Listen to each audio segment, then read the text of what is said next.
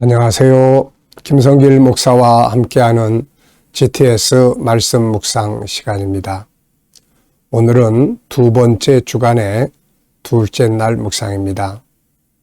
오늘의 주제는 중요한 것 찾기가 되겠습니다. 본문 말씀에서 중요한 거 찾아보고요. 또 오늘도 하루의 일과에서 또 나의 일생에서 그리고 인간관계에서 또 우리 아이들은 학습 공부하는 과정 속에서 또 독서를 했으면 독서에서 무엇이든지 간에 가장 중요한 게 뭘까? 더 중요한 건 뭔가? 왜 이게 중요한가? 하나님 보실 때 제일 중요한 건 뭘까? 이런 질문을 꼭 해보시기 바랍니다. 비즈니스 하시는 분들, 또 직장에서 업무 보시는 분들, 인생을 행복하게 살고 싶으신 분들, 부부관계 잘하고 싶으신 분들, 이 모든 것들 속에서 가장 중요한 방법은 뭘까? 이거 좀 생각하시면 변화가 있고 발전을 만들어낼 수 있습니다. 우리가 생각 없이 살면 인생은 되는 대로 흘러가는 거고 아름다운 삶을 만들 수가 없습니다. 뭔가 생각을 해야 되는데 생각할 때는 주제가 있어야 되겠죠. 오늘은 중요한 게 뭘까? 문제가 있으면 그 문제를 풀기 위해서 가장 중요한 건 뭘까? 한번 꼭 생각해 보시기 바랍니다. 자,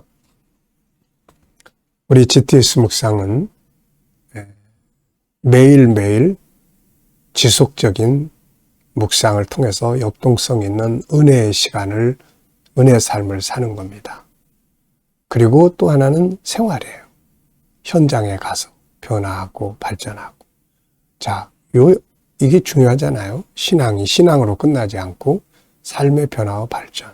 우리 아이들은 학습 능력을 키우는 거죠. 자, 이렇게 할 수 있는 방법이 뭘까? 그래서 5-7+2라고 하는 구조가 들어있어요. 5는 그림을 분석하면서 생각하고 지혜를 얻는 방법이고 기억력, 분석력 키웁니다. 그리고 7가지 주제는 오늘 우리의 삶을 변화시키고 발전시키고 아이들의 학습 능력을 키우는 도구예요. 7가지 주제. 2는 질문을 만들고 주님과 소통하면서 영감을 얻는 훈련입니다. 5-7+2. 너무너무 좋은 시스템이니까 꼭 익숙해지게 잘 활용을 해보시기 바랍니다. 자, 오늘도 그림을 분석을 하겠습니다. 자, 제목이 붙어 있는데요. 예수님이 자주 찾으셨던 베다니 마을. 현재 베다니 마을은 이보다 훨씬 많이 발전을 해 있죠. 근데 그거보다는 좀 옛날 베다니의 모습은 이러했지 않았을까. 그래서 제가 이것을 찾아서 올려놨습니다.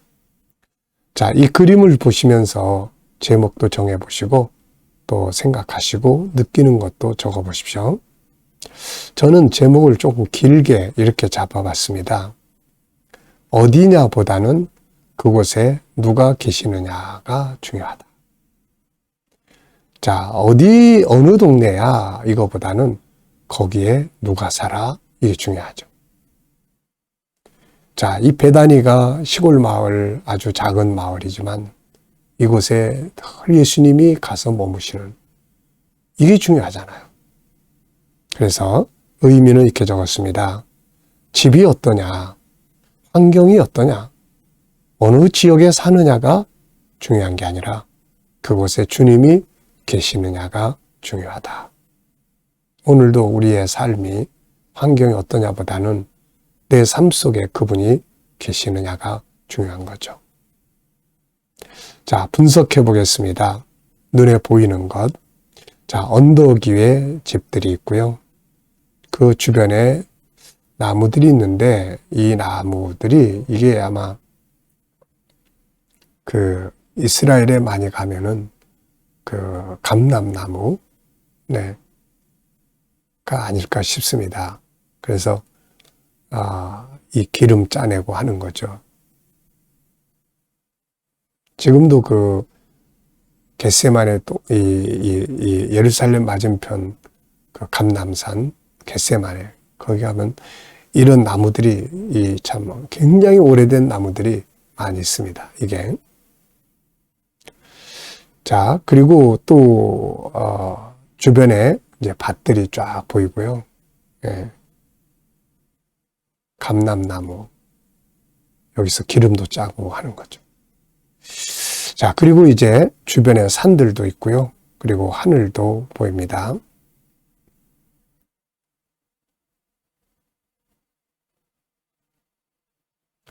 자, 그리고 보이지 않는 부분에는 또 뭐가 있을까요?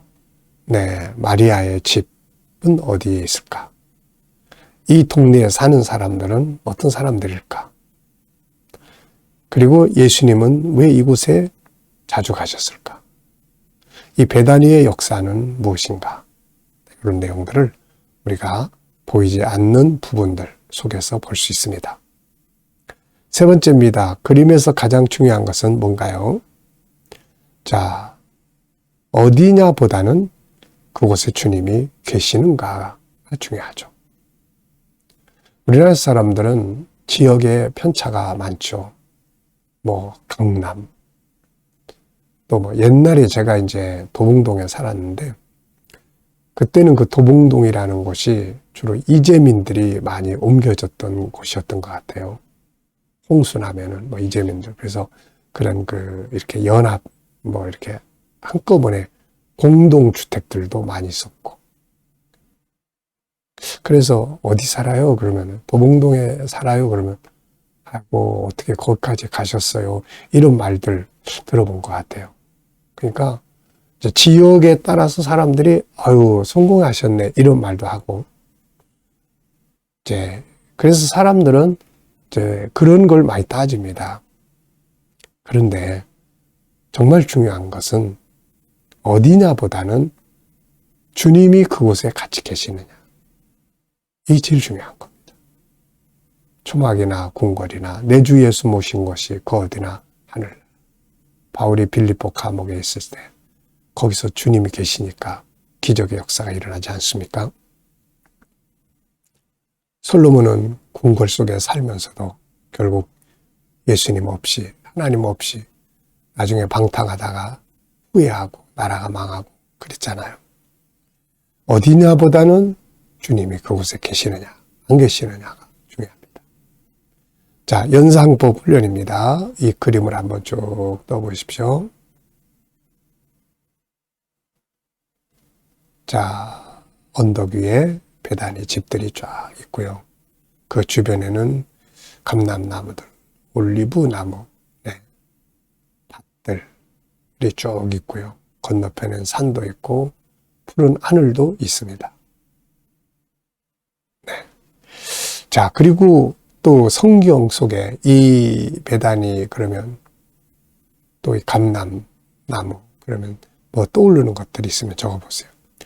저는 먼저 마태복음 26장 베다니의 본문 말씀 마리아의 집이죠. 또 누가복음 10장에 보면은 여기는 이 마리아와 마르다가 예수님을 대접하는 이제 이런 장면이 나오죠. 마르다는 막 음식 만드느라고 바쁘고 마리아는 예수님 말씀 듣고. 또 요한복음 11장 여기는 이 나사로가 이제 죽었다가 다시 살아나는 이런 이야기. 그러고 보면은 이 나사로, 마리아, 마르다의 이야기가 사복음서에 아주 골고루 이렇게 많이 나타나는 것을 볼 수 있습니다. 그만큼 주님과 친밀한 관계를 가졌던 가족들이었죠.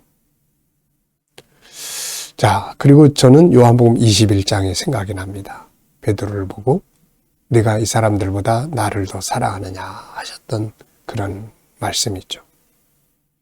이 베다니를 생각하면은 항상 예수님이 저녁에는 아침에는 예루살렘으로 들어가서 사역을 하시고 저녁이 되면은 나오셔서 베다니로 오셔서 이들의 집에 머무르세요. 그래서 이걸 보면서 예수님은 왜 이 베다니 이 집에 자주 가셨을까? 예루살렘은 예수님의 집인데도 삭막하고 이 베다니에는 주님을 정말로 사랑하는 가족이 있단 말이에요. 나사로, 마리아, 마르다. 이들은 너무 주님을 사랑하고 또 주님이 이들을 사랑하시고 그런 친밀감을 가진 그런 집이에요. 오늘 우리의 관계가 이렇게 사랑의 관계, 친밀감의 관계로 만들어져야 되지 않을까 싶습니다. 자, 우리 아이들은 오늘도 여기서 이 그림 보고 수학 찾기, 도형도 찾아보시고요. 이 속에 또 각도도 찾아보고요. 집들의 수도 헤아려 보고요. 또 측정, 비교, 높은데, 낮은데, 넓은데, 좁은데 이런 거, 또 규칙도 찾아보고요. 어딘가보다는 그곳에 주님이 계시느냐에 따라서 행복하다. 이것도 하나의 삶의 규칙이잖아요. 또 자료와 그래프, 이 안에 있는 또 자료들, 집들, 그리고 나무들 이런 걸 다 이렇게 그래프로 만들어 보면 이게 전부 다 삶의 현장에서의 공부잖아요. 네. 자, 상상력 키우기입니다. 이 그림 가운데 두고요. 앞에는 저는 예루살렘 성을 그려볼 것 같아요. 그리고 거기서 나오시는 예수님. 그리고 이 동네로 가시고. 그 다음에는 이 동네 안에서 이제 다음 그림을 그리면 마리아와 마르다의 가정에서 함께 은혜를 나누시는 그런 주님의 모습을 그려볼 것 같습니다. 자, 미래를 어떻게 살고 싶은가요? 그렇다면 지금 무엇을 하면 좋을까요? 오늘도 한번 생각해 보시고 넘어가시기 바랍니다. 자, 오늘의 본문 말씀을 또 한번 읽어 보겠습니다. 구조는 224. 여러분들은 여러분들대로 암기하기 좋은 구조를 정해보시면 됩니다. 예수께서 베다니 납병 환자 시몬의 집에 계실 때에 한 여자가 매우 귀한 향유 한 옥합을 가지고 나와서 식사하시는 예수의 머리에 부으니 제자들이 보고 분기하여 이르되 무슨 의도로 이것을 허비하느냐. 이것을 비싼 값에 팔아 가난한 자들에게 줄 수 있었겠도다 하거늘 예수께서 아시고 그들에게 이르시되 너희가 어찌하여 이 여자를 괴롭게 하느냐. 그가 내게 좋은 일을 하였느니라. 가난한 자들은 항상 너희와 함께 있거니와 나는 항상 함께 있지 아니하리라. 이 여자가 내 몸에 향유를 부은 것은 내 장례를 위하여 함이니라. 내가 진실로 너희에게 이르노니 온 천하에 어디서든지 복음이 전파되는 곳에서는 이 여자가 행한 일도 말하여 그를 기억하리라 하시니라. 아멘. 감사한 거 또 적어 보십시오. 어제 또 하루 지내시면서 또 어떻게 사셨는지 한번 또 생각해 보고 감사한 일들을 떠올려 보면은 즐겁죠. 그리고 또 감사한 일들을 떠올려 보면은 이제 마음의 평안함이 옵니다. 그래서 감사는 마음을 치료하는 약이기도 해요. 제가 상담하고 할 때, 심리치료하고 상담할 때 감사할 일들을 꼭 떠올려 보고 또 감사 일기도 써보게 하고 이게 참 좋은 효과예요. 빌립보 4장 6절로 7절에 있는 것처럼 감사로 하나님 앞에 염려하지 말고 오직 기도와 간구로 너희 구할 것을 감사함으로 아뢰라. 그리하면 하나님의 평강이 우리 마음을 지키시는 거죠. 평안이 옵니다. 자, 두 번째는 오늘 또 감사한 거 적어보시고요. 그리고 미래에 또 감사하고 싶은 것들 쭉 적어보십시오. 자, 오늘의 주제는 중요한 거 찾기입니다. 1번, 본문에서 가장 중요하다고 생각되는 건 뭔가요? 가장 중요한 것을 보다는 저는 중요한 것들을 쭉 찾아봤어요. 중요하다고 생각되는 것들. 우선 주님이 계시는 곳이 천국이다. 어디냐보다는 주님이 계셔야 한다. 불구덩이 속에 들어갔어도 풀무불 속에 주님이 그곳에 계시니까 안전하지 않습니까? 마리아의 헌신, 참 자기가 가지고 있던 정말로 소중한 것을 주님 앞에 쏟아부은다. 주님 사랑하는 마음이 그만큼 거죠. 그리고 주님께 좋은 일을 했다. 이 말씀. 예수님께서 내게 좋은 일을 했다. 참 이게 생각해 봐야 될 게 참 많은 것 같아요. 우리가 막 분주하게 막 이것저것 막 하는데 정말 주님을 사랑하는 마음으로 그 일을 하는 걸까? 주님을 사랑하는 마음. 그러면 주님께 참 잘해드리는 거잖아요, 이게. 그런데 어쩔 수 없이 뭐 내 명예를 위해서, 뭐 내가 어떤 축복을 위해서, 그보다는 주님을 사랑해서. 네. 또 뭐가 제일 중요한가? 제자들은 지금 이 상황을 보고 아니 그걸 팔아가지고 가난한 자들에게 나눠주면 얼마나 좋냐. 이거 참 좋은 말이에요. 그런데 주님 사랑하는 것이 이보다 더 중요한 겁니다. 주님 사랑하는 것. 그래서 가난한 자들을 돕는 것도 주님을 사랑해서 그 일을 할 수 있어야지 그냥 가난하니까 돕는다. 이건 아무 의미 없는 거예요. 이거는. 네. 그래서 바울 사도는 사랑이 없는 구제는 의미가 없다라고 이야기를 한 거죠. 자, 또 마리아에 대한 영광. 참 이렇게 헌신하니까 마리아가 정말 영광스럽게 온 세계 복음이 전파되는 곳에 이 마리아 이야기가 다 전해지고 있잖아요. 그리고 교훈으로 삼잖아요. 천국에 가면 이게 마리아의 영광과 상급이 되는 거죠. 주를 위해서 소중한 것을 드려줄 수 있는 그런 은혜의 삶은 영광스러운 상급이 기다리고 있는 거죠.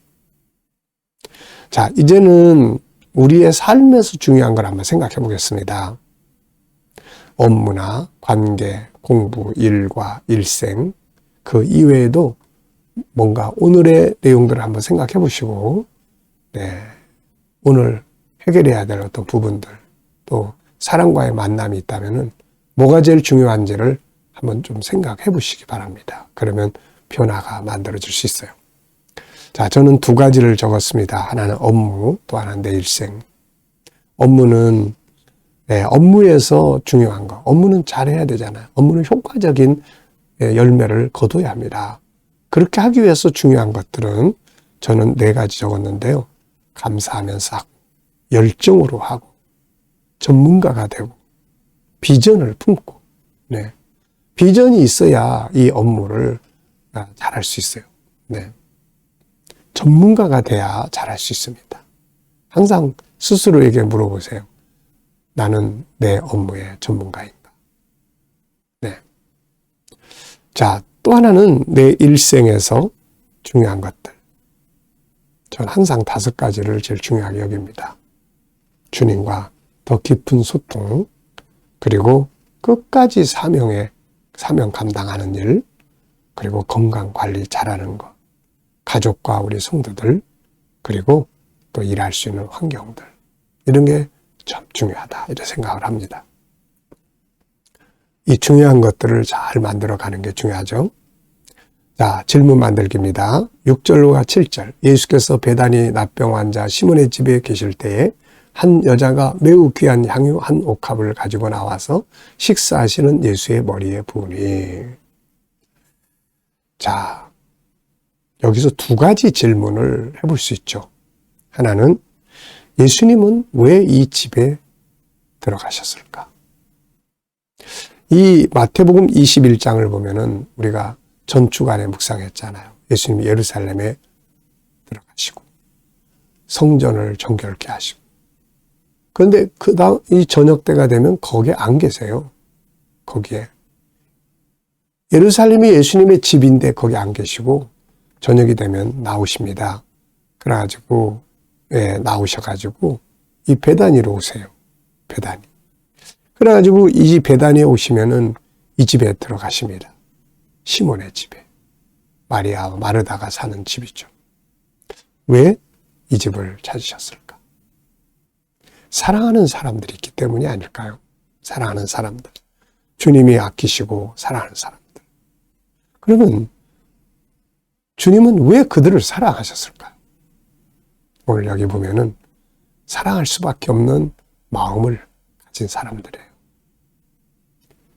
그래서 7절에 마리아가 옥합을 다 그 집에, 가난한 집에 참 이 전재산과 같은 이 옥합을 예수님의 머리에다가 기름을 쏟아 붓는 겁니다.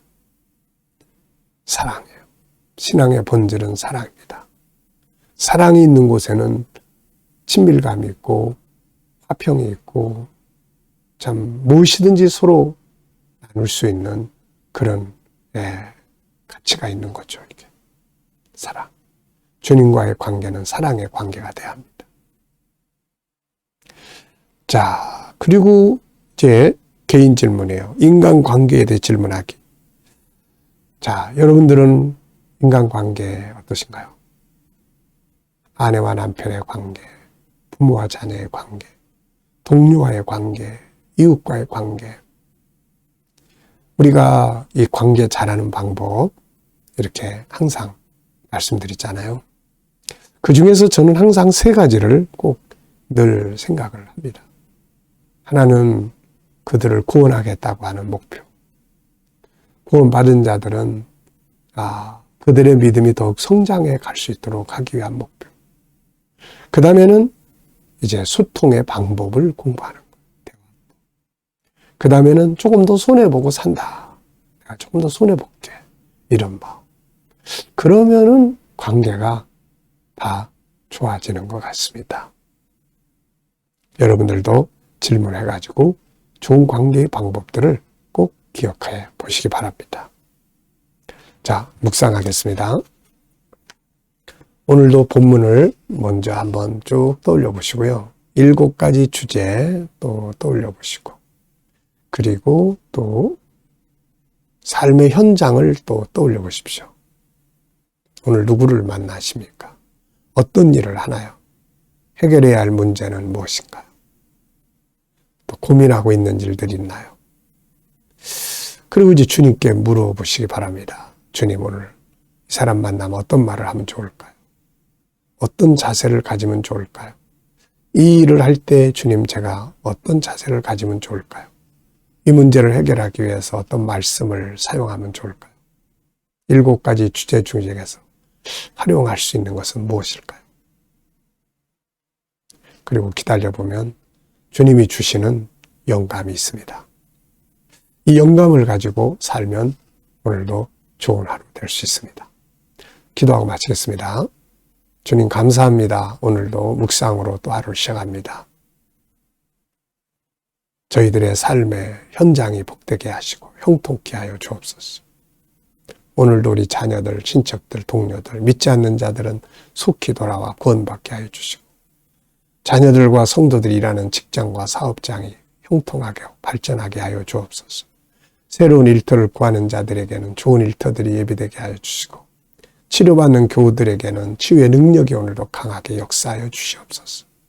문제를 안고 기도하는 성도들에게는 주여 모든 일에 합력하여 선을 이루게 하여 주시고, 감당할 수 있는 힘과 은혜를 더하여 주옵소서. 이 나라를 복주시고 거룩한 나라, 선교하는 나라가 되게 하시며, 나라의 지도자들은 지혜를 주셔서 나라를 건강하게 이끌어가게 하여 주옵소서. 오늘도 세계 곳곳에서 복음을 위해 수고하는 주의 종들과 선교사님들에게 함께해 주시고, KDM 훈련원이 주 안에서 더욱더 발전해서 천국 복음 온 세계에 잘 전달할 수 있게 하여 주시옵소서. 주님, 오늘도 또 GTS 묵상 잘 정착하고 더 많은 교회에 또 함께 나눠질 수 있게 하여 주옵소서. 주님, 우리 GTS 묵상하는 아이들이 지혜가 또 세상 아이들보다 뛰어나게 하여 주시옵소서. 감사하며 예수님의 이름으로 기도하옵나이다. 아멘.